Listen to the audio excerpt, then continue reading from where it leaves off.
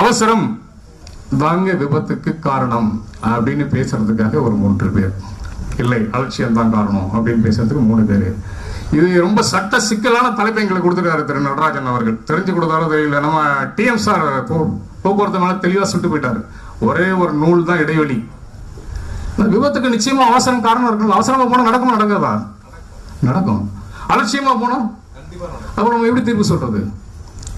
இது நானும் தூக்கி போட்டு பார்த்தேன். ஹைகோர்ட் ஜட்ஜு அதெல்லாம் அந்த ஜட்ஜ்மெண்ட் எல்லாம் தூக்கி போட்டு பார்த்தேன் ரெண்டுத்துலயும். நீங்க சொன்ன மாதிரி நானும் சார்ட் ஜிபிடிலாம் யூஸ் பண்ணேன். பட் எங்கேயுமே என்னால எந்த விதமான ஒரு கான்கிரீட் ஒரு ஸ்ட்ராங்கான ஆன்சர் எடுக்க முடியல, பதில் சொல்ல முடியல. இருந்தாலும் எந்த நம்பிக்கையில் வந்திருக்கேன்னு கேட்குறீங்க இல்லைங்களா? நம்ம முன்னோர்கள் ஏற்கனவே அவரோட ஒரு பெரிய யார் இருக்க முடியும்? நம்ம துறைமுக மேலாளரோட ஒரு சிறந்த ஜட்ஜி இங்க இருக்க முடியுமா? பட்டிமன்றத்தோட நடுவரா? ஸோ சில விஷயங்கள் எல்லாம் அப்படி எப்படி நம்ம கேட்டு ஒரு முடிவுக்கு நம்ம இன்னும் வரல. இவங்க எப்படி பேசாங்கன்னு கேட்டு அந்த முடிவுக்கு வர போறோம். ஆக அவசரம் தாங்க விபத்துக்கு காரணம் என்ற அணியின் தலைவியாக கர்ஜிக்க வந்திருக்கும் ஜான்சி ராணி ஆளே பாத்தீங்களா? இவங்க ஒரு சிறந்த பேச்சாளர், கட்டுரையாளர், சிறந்த பட்டிமன்ற பேச்சாளர். நல்லா ஒண்ணு நோட் பண்ணிட்டீங்களா? தலைப்பு நடுவருக்கு தான் சிக்கல், பேசுறவங்களுக்கு சிக்கல் இல்ல. 2 பேருமே பாசிட்டிவா பச்சை கலர்ல வந்திருக்காங்க. தலைவரும் இந்த அணியோடைய தலைவியும் பாசிட்டிவா பச்சை கலர் ட்ரெஸ்ஸோட வந்திருக்காங்க. அவங்க அதை அடிச்சு தள்ளுவாங்க அப்படிங்கிற மாதிரி வந்திருக்காங்க. சிக்கல் அவங்களுக்கு இல்லை, நம்மளுக்கு தான் சிக்கல். அடுத்ததாக திரு சந்திரசேகர். இவருக்கு பல முகங்கள் உண்டு, எல்லாமே நல்ல முகங்கள்.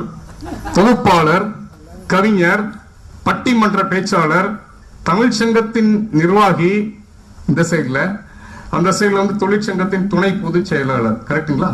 இத்தனையுமா சார் ஒரு ஆளு கொடுப்பீங்க? சார் ஆளே இல்லையா? நிறைய இடத்துல பாத்தீங்கன்னாக்க நம்ம நாட்டோட மக்கள் தொகை எத்தனை கோடி சார்?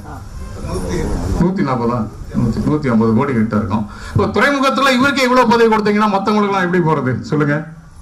சோ அவர் பேச்சுல அனல் பறக்கும் அப்படின்னு நம்ம எதிர்பார்க்கிறோம். அடுத்ததாக அனல் பறக்கும்னு சொன்னோடனே பக்கத்துல தொழிற்சங்கவாதி வந்துட்டாரு பாருங்க, திரு சக்தி வேல். அவரோட முழு சக்தியை திரட்டி இங்க வந்திருக்காரு. தொழிற்சங்கத்தினுடைய பேச்சாளர், அவரு பட்டிமன்ற பேச்சாளர்.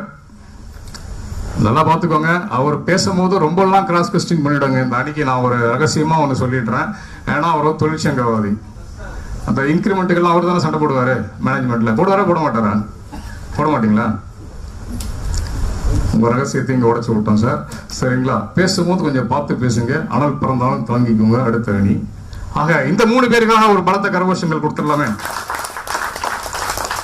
சார். அவசரம் தான் கரெக்ட், இல்லைன்னு சொல்லல. ஆனாலும் அலட்சியத்தால நிச்சயமா விபத்து நடக்கும் அப்படின்னு சொல்ல போறது 3 அணியில அந்த அணியினுடைய தலைவராக சொற்போருக்கு தயாராக இருக்கிறாரு. சிம்ம கர்ஜனை, சிம்ம சொப்பனம் அப்படின்னு சொல்லுவாங்கல்ல, அது மாதிரி திரு கு. காளிதாஸ் அவர்கள். இவரு நிறைய கோயில்களை பத்தி எழுதியிருக்காரு நம்ம அப்படின்னு நம்ம ஏற்கனவே சொல்லியிருக்கோம். நிறைய யூடியூப் எல்லாம் போட்டிருக்கீங்க இல்லைங்களா சார்? நிச்சயமாக அது உங்களுக்கு கிடைச்ச வரம் தான். வாழ்த்துக்கள். அவர் தான் அணியினுடைய தலைவர். அடுத்ததாக திரு ஆனந்த் அவர்கள், faculty in Chennai food training division for disciplinary procedures. முக்கியமான செக்ஷன்ல அவர் தூக்கி போட்டாங்க. பேசும்போது நீங்க கொஞ்சம் கவனமா பேசணும், இல்லைன்னா பாயிண்டை பிடிச்சி நாளைக்கு ஏன் சார் மெமோ கொடுப்பீங்களா? Memo or letter whatever maybe will be issued with signed by traffic manager. So கொஞ்சம் அவர்கிட்ட பார்த்து பேசிக்கோங்க. தமிழ்ச்சங்க நிர்வாகி அவர். தொழிற்சங்க பணியில வாழ்த்துக்கள். அடுத்ததாக திரு ராஜ்குமார் சிவன் அவர்கள், ஒரு டெர்மினல் மேனேஜர். தத்து பிள்ளைன்னு ஒரு சிறுகதை தொகுப்பு எழுதிட்டு இருக்காரு. அது தெரிஞ்சோ தெரியாமலோ சென்னை துறைமுகம் அவர் தத்து பிள்ளையா எடுத்துக்கிச்சு. எந்த ஃபங்க்ஷனை பாரு அவர் வந்துருவார். போன வாரம் நடந்ததுக்குள்ள மகளிர் அதுலயும் அவர் வந்தாரு. பேச்சு போட்டி, கவிதை போட்டிகள்லாம் நடுவராக வந்தார். சிறந்த சிறுகதை எழுத்தாளர். சுடலின்னு ஒரு நாவல் வேற எழுதிக்கிட்டு இருக்காரு. ஏற்கனவே பொம்மை காகிதம்னு ஒரு கவிதை வேற வெளியே விட்டாரு. இன்னும் அவரை போய் சொல்றதுக்கு நிறைய இருக்கு.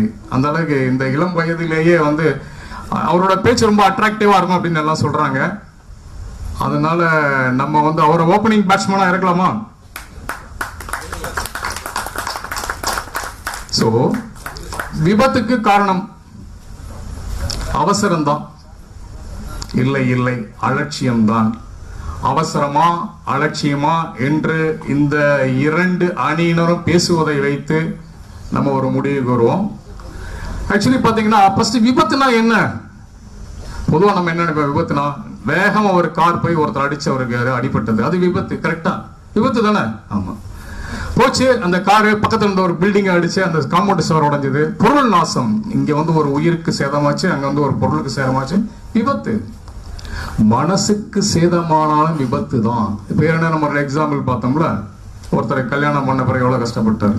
அடுத்த நாள் ஒருத்தர் காணாலும் சந்தோஷப்பட்டவனே அன்னைக்கு நைட்டு வீட்டுல போய் வாங்கினார். மனசுக்கு ஒரு காயம் ஏற்பட்டாலும் அதுவும் விபத்தாக தான் கருதப்படும். சரிங்களா?